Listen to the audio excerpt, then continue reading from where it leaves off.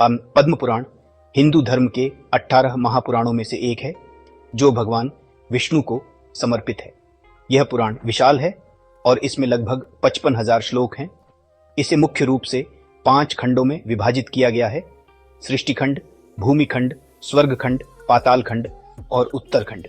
इसमें सृष्टि, धर्म, तीर्थ यात्रा, पूजा विधियों और भक्ति के महत्व का विस्तार से वर्णन किया गया है।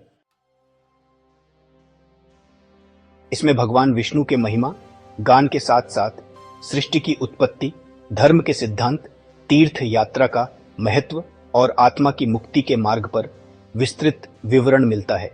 यह पुराण पद्म नाम से इसलिए कहा जाता है क्योंकि इसमें सृष्टि की उत्पत्ति को भगवान विष्णु के नाभि से प्रकट हुए कमल पद्म से जोड़ा गया है। इस खंड में सृष्टि के आरंभिक सिद्धांतों का वर्णन किया गया है। भगवान विष्णु को सृष्टि का आदि स्रोत माना गया है। उनके नाभि से एक कमल प्रकट हुआ जिससे ब्रह्मा का जन्म हुआ। ब्रह्मा ने भगवान विष्णु के आदेश से सृष्टि की रचना की।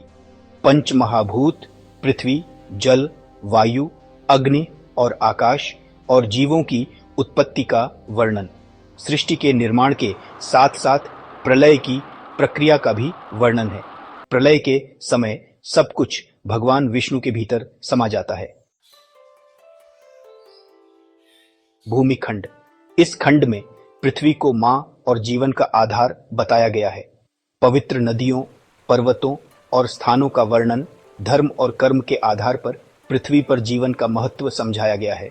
तीर्थ यात्रा का महत्व, तीर्थ यात्रा के माध्यम से आत्मा की शुद्धि का वर्णन, प्रमुख तीर्थ स्थलों जैसे काशी, प्रयाग, मथुरा और द्वारका की महिमा, गंगा, यमुना और सरस्वती नदियों के पवित्र महत्व का उल्लेख, तीर्थ यात्रा को मोक्ष प्राप्ति का मार्ग बताया गया है। स्वर्गखंड का वर्णन, जो स्वर्ग की संरचना है जहां पुण्य आत्माएं अपने अच्छे कर्मों के फलस्वरूप जाती हैं। इंद्रलोक, ब्रह्मलोक और अन्य लोकों की व्याख्या की जा सकती है। पुण्य कर्म जैसे दान, तप और पूजा आत्मा को स्वर्ग तक पहुंचाते हैं। यज्ञ अनुष्ठान और भगवान विष्णु की भक्ति से प्राप्त होने वाले लाभ विभिन्न देवताओं जैसे इंद्र, अग्नि, वरुण और यमराज का वर्णन, स्वर्ग में रहने वाली दिव्य आत्माओं की खुशियों और उनके सुखद जीवन का उल्लेख है। पातालखंड, पाताल लोक, जहां असुर, नाग और दानव निवास करते हैं। इसका जीवन, वहां के वातावरण और उसकी विलासिता का वर्णन है। इस खंड में पाप कर्मों के लिए दिए जाने वाले दंड का विवरण है। यमराज और उनके सहायकों द्वारा आत्मा को न्याय, नरक के विभिन्न प्रकारों जैसे रौरव नरक और कुंभिपाक नरक का वर्णन, पाप और पुण्य के आधार पर आत्मा को पुनर्जन्म मिलता है। कर्मों के चक्र से मुक्त होकर मोक्ष प्राप्त करने के लिए भक्ति और अच्छे कर्मों पर बल दिया गया है। उत्तरखंड में भगवान विष्णु की महिमा का वर्णन है। भगवान विष्णु को पालनकर्ता और सृष्टि का संरक्षक बताया गया है। उनकी पूजा, अवतारों राम, कृष्ण, नरसिंह आदि और लीला का वर्णन है। विष्णु सहस्त्रनाम का जप करने के लाभ तथा भक्ति को धर्म का सर्वोच्च रूप बताया गया है। भगवान विष्णु की आराधना से मनुष्य को मोक्ष प्राप्त होता है। निष्काम भक्ति और सत्संग का महत्व तथा तीर्थ और व्रत का महत्व, तीर्थ स्थलों की यात्रा और व्रतों के पालन से आत्मा को शांति मिलती है। एकादशी व्रत और अन्य धार्मिक अनुष्ठानों का विस्तृत वर्णन। एकादशी व्रत हिंदुओं द्वारा सबसे पवित्र व्रतों में से एक माना जाता है और इसे 11वें दिन मनाया जाता है, जिसे लोकप्रिय रूप से एकादशी के रूप में जाना जाता है, जो कि शुक्ल पक्ष और कृष्ण पक्ष दोनों चंद्र चरणों में होता है। भगवान विष्णु को समर्पित यह आत्मा को शुद्ध करने, पापों को नष्ट करने और मोक्ष के रूप में जाने जाने वाले मोक्ष का मार्ग प्रशस्त करने वाला माना जाता है। यह व्रत अत्यधिक शुभ और आध्यात्मिक रूप से उत्थान करने वाला है, जिसका उल्लेख पद्म पुराण, स्कंद पुराण और गरुड़ पुराण जैसे पवित्र ग्रंथों में मिलता है। एकादशी व्रत करने की विधि। उस दिन सुबह जल्दी उठकर स्नान करके व्रत करने का संकल्प लेना चाहिए। अगर संकल्प पवित्र, शुद्ध एवं भगवान विष्णु को अर्पित हो रहा है तो उस व्रत के करने से आध्यात्मिक लाभ प्राप्त होगा। क्या खाएं? आहार संबंधी प्रतिबंध। व्रत के नाम पर दशमी या एकादशी से एक दिन पहले केवल 1 या 2 सादा शुद्ध सात्विक भोजन करें। अनाज, दालें, प्याज, लहसुन और भारी भोजन से बचें। एकादशी के दिन सुबह जल्दी उठकर स्नान करें और साफ सुथरा पूजा स्थल तैयार करें। दीपक जलाएं और भगवान विष्णु को फूल, फल और तुलसी के पत्ते चढ़ाएं। विष्णु मंत्रों का जाप करें और विष्णु सहस्त्र नाम का पाठ करें या सुने। उपवास के नियम। व्रत 2 तरह से रखा जा सकता है। निर्जला व्रत बिना अन्न या जल ग्रहण किए। सजला व्रत फल, दूध या जल ग्रहण किया जा सकता है। झूठ बोलना, क्रोध करना और अनावश्यक भोग विलास जैसी नकारात्मक क्रियाओं से बचना चाहिए। भक्ति अभ्यास। दिन को प्रार्थना, ध्यान और भगवद गीता जैसे पवित्र ग्रंथों को पढ़ने में व्यतीत करें।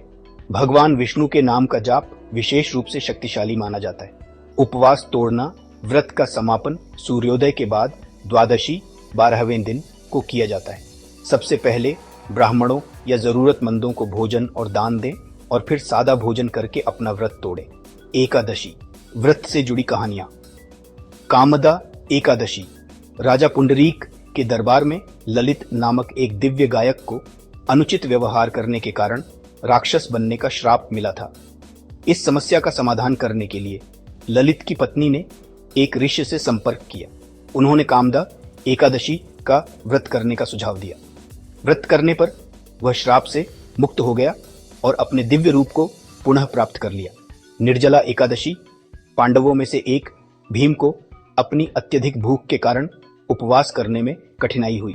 ऋषि व्यास ने उन्हें निर्जला एकादशी का व्रत करने की सलाह दी, जो बिना पानी के किया जाने वाला व्रत था, जिससे 1 वर्ष में सभी एकादशियों का पालन करने का पुण्य प्राप्त होता था। भीम ने सफलतापूर्वक व्रत पूरा किया और अपार आध्यात्मिक पुण्य प्राप्त किया। आधुनिक व्यस्त जीवन में एकादशी आध्यात्मिक सांस लेने और आत्मचिंतन का समय बन गई है। यह सांसारिक समस्याओं से दूर रहने और अपने भीतर गहराई से विकसित होने का एक आदर्श तरीका है। आजकल लोग धार्मिक पक्ष के बारे में सोचे बिना सिर्फ स्वास्थ्य, लाभ और शांतिपूर्ण विचारों के लिए एकादशी का पालन करते हैं। एकादशी व्रत धार्मिक न होकर एक एकीकृत साधना है जो शरीर, मन और आत्मा की भलाई पूर्ण करती है।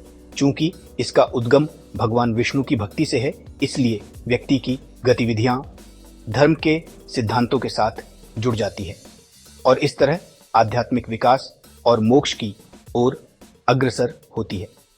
भौतिकवादी भोग विलास का त्याग करके और ईश्वरीय पूजा की तलाश करके व्यक्ति सांसारिक आसक्तियों से ऊपर उठ जाता है और आंतरिक शांति में विश्राम करता है।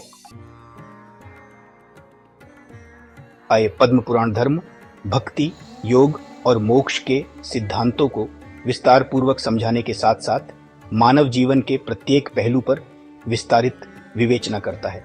इसमें सृष्टि से लेकर प्रलय तक की गाथा, अच्छे कर्मों की प्रेरणा, पापों से बचने की सीख और भगवान विष्णु की महिमा का गुणगान मिलता है।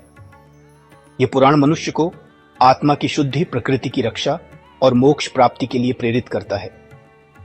इसमें दिए गए सिद्धांत न केवल धार्मिक दृष्टिकोण से बल्कि जीवन जीने की कला और समाज को एक नैतिक आधार देने के लिए भी महत्वपूर्ण है।